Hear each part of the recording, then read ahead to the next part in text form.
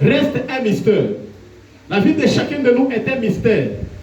Un mystère, c'est quoi un mystère? C'est un secret caché. C'est un secret qu'on ne connaît pas. Chacun de nous ne connaît rien sur sa vie. Et tel que nous sommes venus ce soir, personne n'est capable de deviner ce qui va lui arriver demain. Personne. Donc c'est un mystère. Alors Dieu invoque-moi, je t'annoncerai les choses cachées. Amen. Amen. C'est pour cela que nous sommes venus l'invoquer ce soir. Il dit, invoque-moi, je t'apprendrai des choses cachées. Et là, au verset 12 du chapitre 29 de Jérémie, Dieu encore dit, si vous faites la démarche de m'appeler et de me prier, je vous écouterai. Amen. Ce soir, nous avons fait une démarche pour que Dieu puisse, pour invoquer Dieu.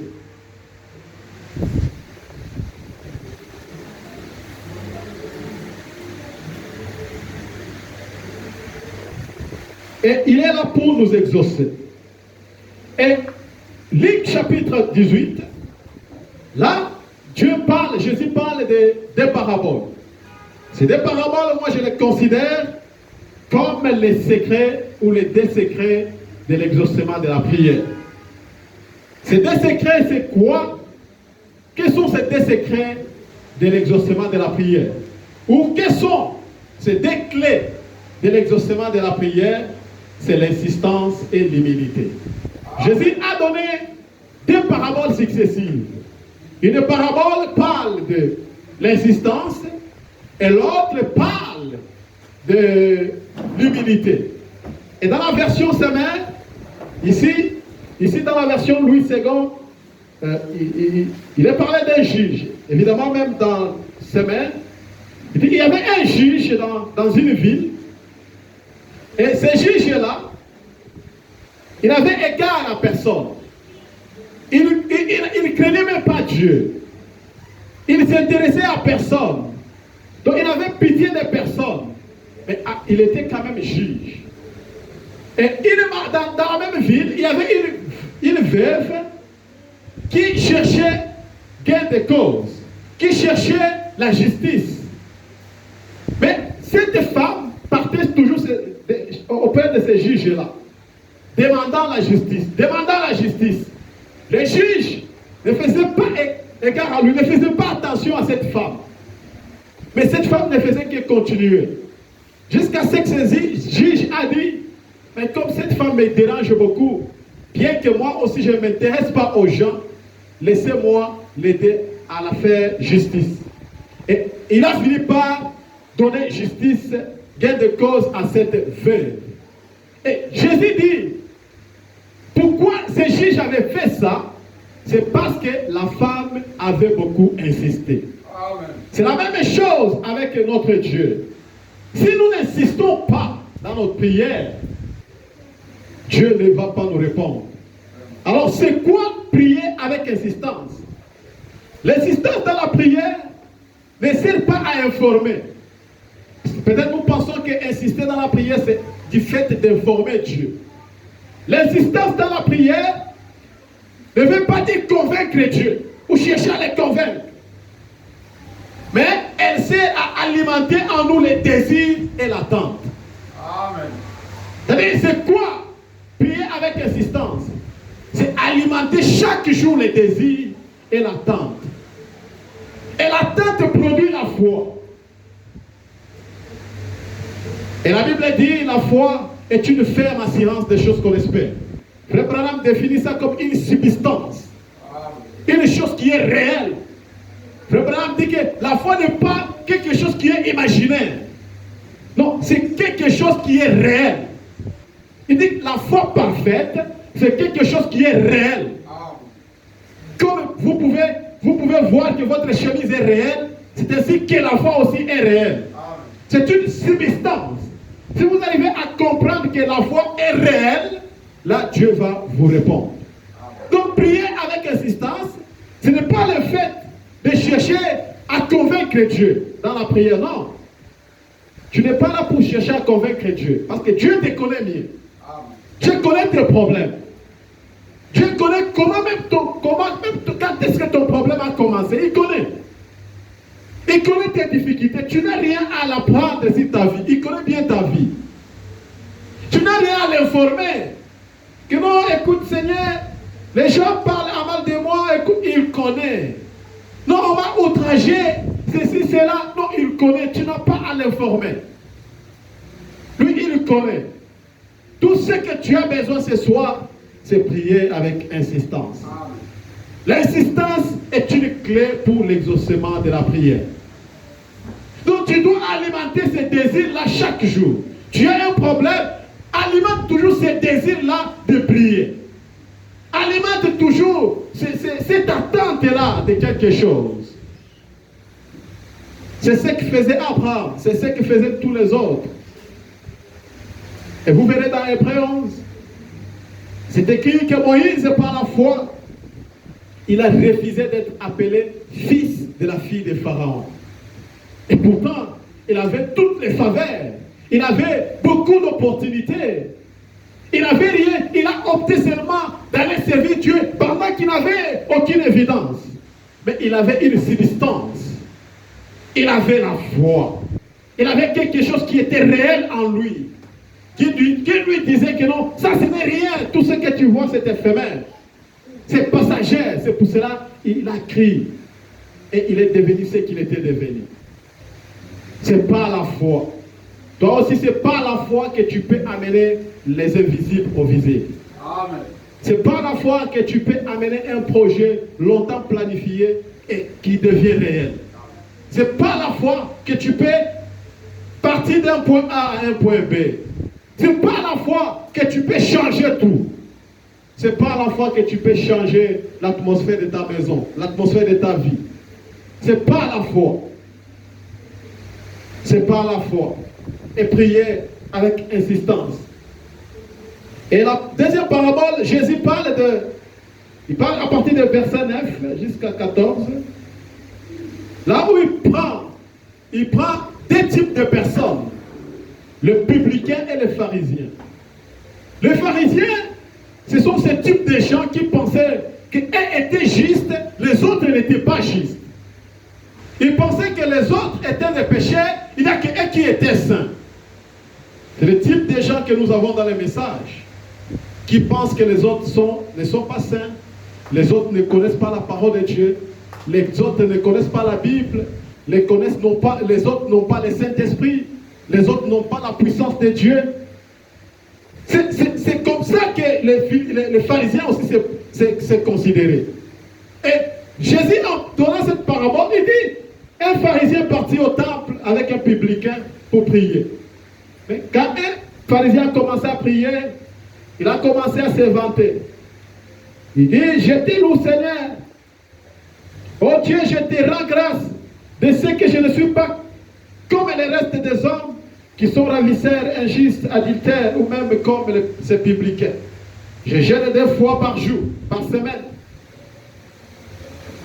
Je donne la dîme de tous mes revenus. Et le publicain aussi de son côté se tenait en distance et n'osait même pas lever les yeux au ciel. Mais il s'est frappé la poitrine en disant, oh Dieu, sois apaisé envers moi, qui suis un pécheur.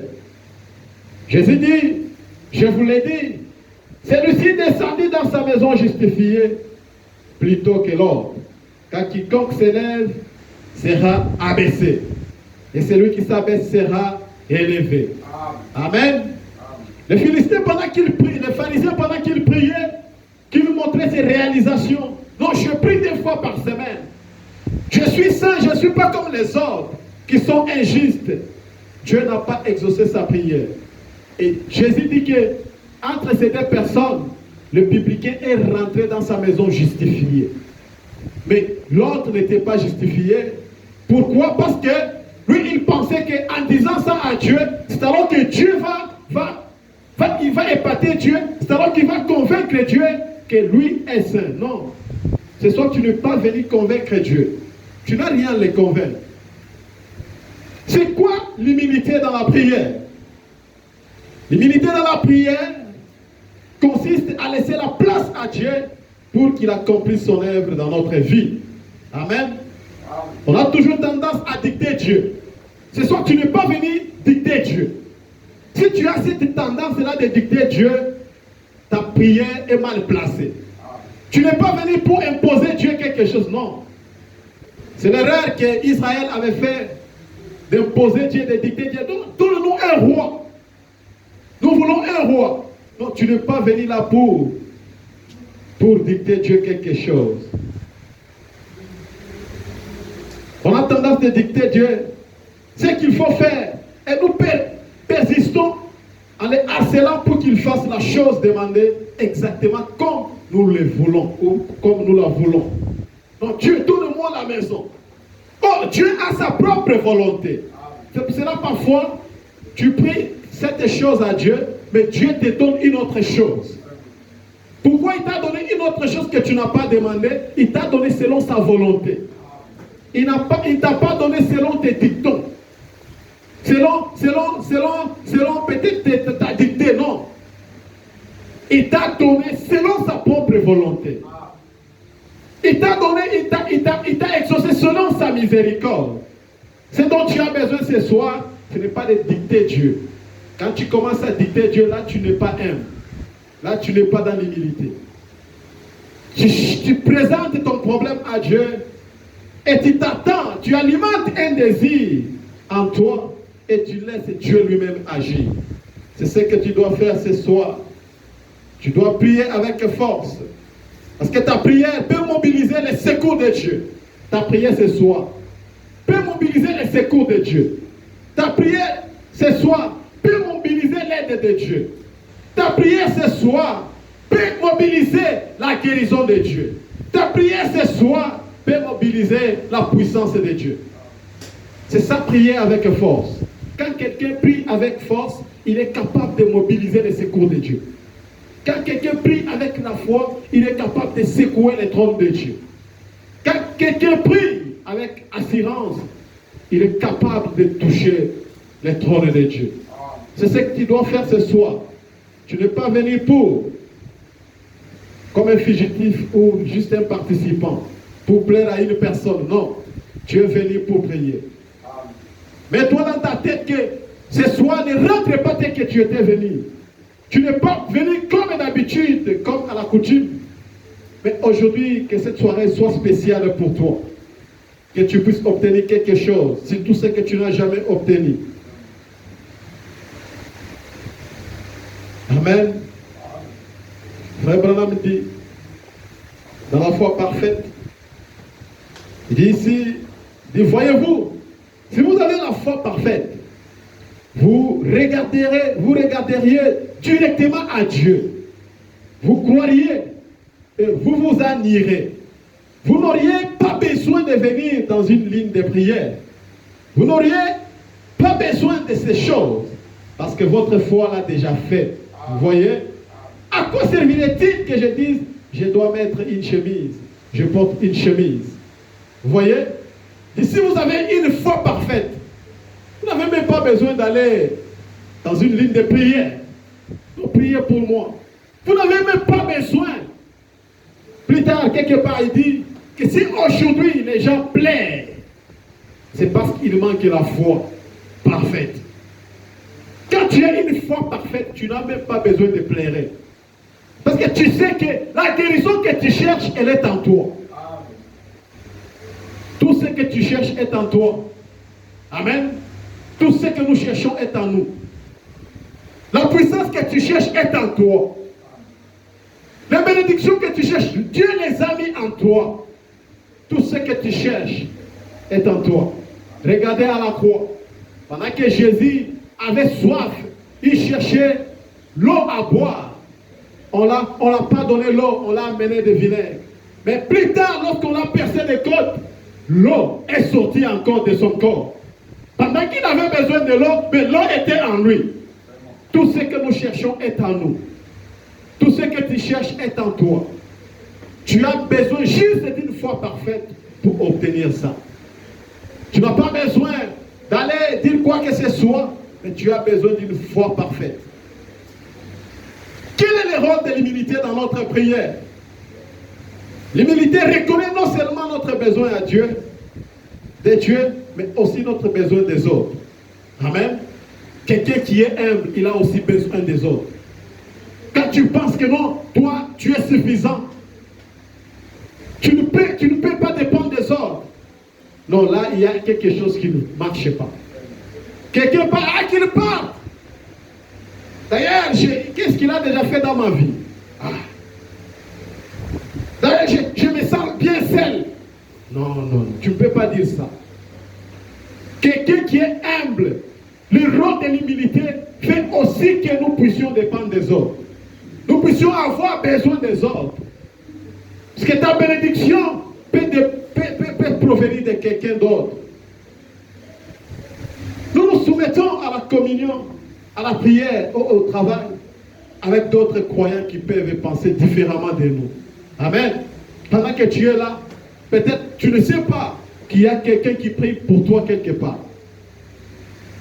Peut-être la personne que tu hais, la personne que tu critiques, c'est celle qui est en train de prier pour toi à cet instant. Voyez-vous. Donc nous avons besoin de l'humilité. L'humilité va nous pousser à avoir besoin des autres. Va nous pousser à avoir besoin de Dieu. L'humilité va nous pousser à avoir besoin de Dieu chaque jour. C'est ça l'humilité. Alors Jésus nous apprend que nous devons être humbles. C'est pour cela qu'il dit, quand nous nous approchons devant Dieu, approchons-nous avec toute humilité. La foi veut que la personne qui s'approche de Dieu sache que Dieu existe. C'est ça la foi. Dès que tu es venu là, sache qu'ici, dans cette salle, Dieu est là. Amen. Il est présent, il t'observe. Il est prêt à répondre à tes problèmes.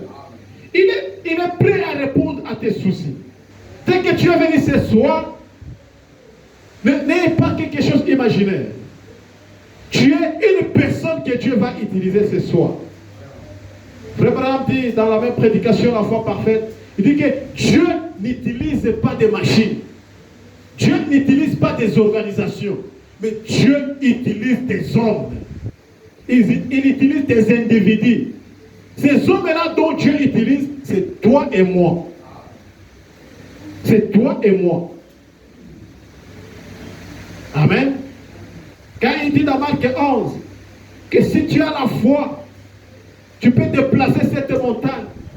Mais mets-toi dans cette place. Dis que cette écriture t'appartient toi.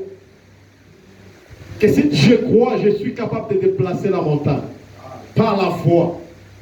Ce soir, nous avons parlé des deux clés de l'exaucement de la prière.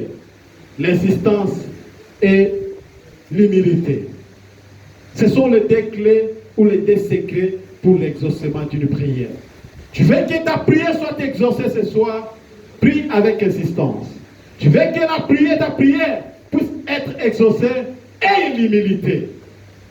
Et nous avons dit que l'insistance, prier avec insistance, ce n'est pas le fait d'informer à Dieu ou de chercher à convaincre Dieu, mais c'est d'alimenter un désir en nous de Dieu et d'alimenter l'attente ou la foi en nous. C'est ça, prier avec insistance. Si tu n'as pas la foi, là, tu n'es pas agréable à Dieu. C'est ce que tu es la parole de Dieu. Nous devons être agréables à lui. Nous devons avoir la foi en Dieu. Ce soir, nous allons nous lever. Nous allons prier comme des vivants. Nous allons prier avec foi. Nous allons prier avec joie.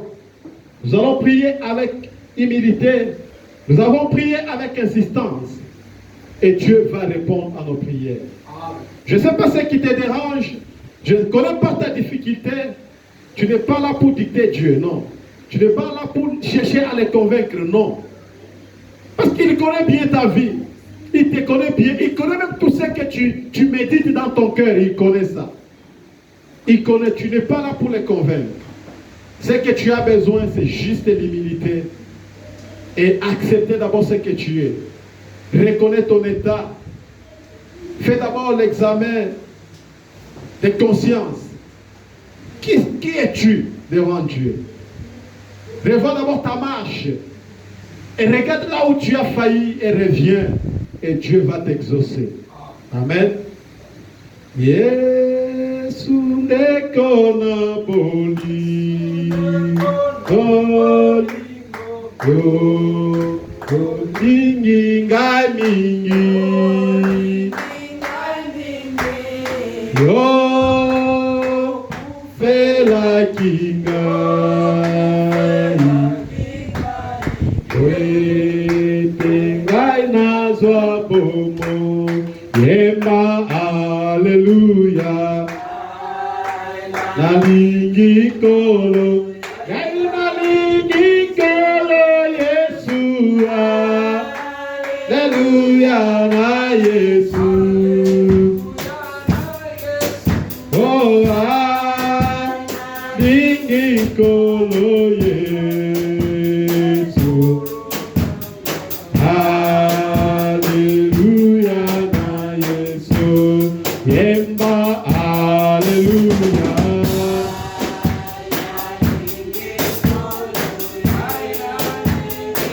Kolo Yesu. Hallelujah na Yesu.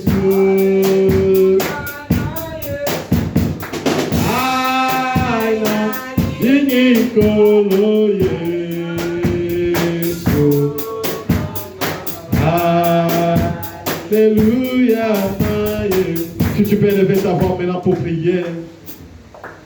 Jésus est là pour toi ce soir. Élève ta voix. Si tu peux prier avec insistance. Si tu peux prier avec foi. Si tu peux prier avec joie. Si tu peux prier avec force. Élève ta foi. Prier avec force, c'est mobiliser les secours de Dieu sur toi. Si tu peux mobiliser les secours de Dieu sur toi, mobilise la puissance de Dieu sur toi ce soir. Mobilise le pardon de Dieu sur toi. Mobilise l'amour de Dieu sur toi. Mobilise la force de Dieu sur toi. Mobilise la puissance de Dieu sur toi. Mobilise le feu divin. Élève ta voix là où tu es. Élève ta voix, mon frère.